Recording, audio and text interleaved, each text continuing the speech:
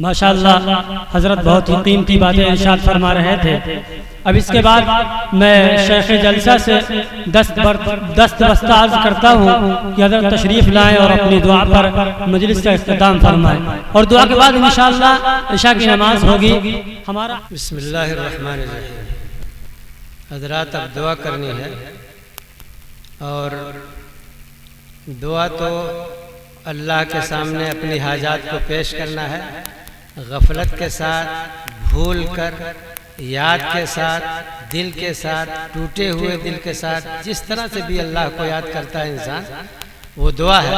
ہر طرح کی دعا اللہ کے نزدیک دعا ہے، لیکن وہ دعا اللہ کے نزدیک سب سے محبوب ہے جب انسان واقعتاً ٹوٹے ہوئے دل کے ساتھ کبھی حالات کا مارا ہوا، پریشانیوں میں، مشکلات میں گھرا ہوا، اور اس کے سامنے کوئی راہ نجات، کوئی سلامتی کا راستہ نظر نہ آتا ہو، اور اللہ کے سامنے ہاتھ اٹھاتا ہے ٹوٹے ہوئے دل کے ساتھ، تو اللہ ضرور سنتا ہے۔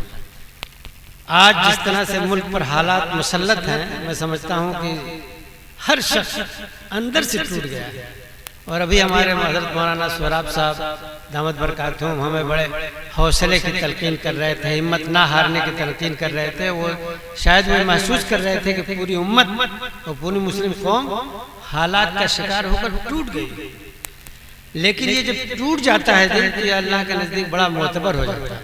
ایک روایت اس طرح سے آتی ہے، اللہ فرماتے ہیں، حدیث قدسی کا انداز ہے کہ انا عند المنکسرۃ قلوبہم، میں ان دلوں کے پاس ہوتا ہوں جو ٹوٹے ہوئے ہوتے ہیں۔ علامہ اقبال نے اسی کی ایک شعر کے ذریعے سے تشریح کی ہے کہ تو بچا بچا کے نہ رکھ اسے، تیرا آئینہ ہے وہ آئینہ، تو بچا بچا کے نہ رکھ اسے، تیرا آئینہ ہے وہ آئینہ، کہ شکستہ ہو تو عزیز تر ہے نگاہ آئینہ ساز میں۔ یہ ہمارا دل جب ٹوٹا ہوا ہوتا ہے تو اللہ کی نگاہ میں بڑا قیمتی ہو جاتا ہے۔ اس لیے حالات نے واقعتاً اگر ہمارے دل کو توڑ دیا ہے تو اسی ٹوٹے ہوئے دل کے ساتھ اللہ کے بارگاہ میں حاضر ہوں، اللہ تعالیٰ ہماری ضرور سنتا ہے، ہر شخص کی سنتا ہے۔ اللہ تعالیٰ ہماری دعاؤں کو قبول فرمائے۔ ہاتھ اٹھائیے، درود شریف پڑھیے۔ اللہم صلی علی سیدنا مولانا محمد وعلی آلہ وصحبہ وبارک وسلم۔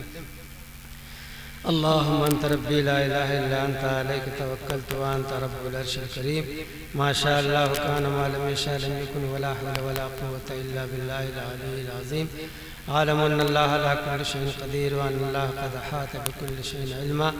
اللہم انی اعوذ بک من شر نفسی، اللہم انی اعوذ بک من شر نفسی ومن شر کل دابۃ انت آخذ بناصیتها ان ربی علی صراط مستقیم۔ رب اجعلنی مقیم الصلاۃ ومن ذریتی ربنا وتقبل دعاء، ربنا اغفر لي ولوالدي وللمؤمنين يوم يقوم الحساب۔ ربنا آتنا في الدنيا حسنة وفي الآخرة حسنة وقنا عذاب النار وادخلنا الجنة مع الأبرار يا عزيز يا غفار۔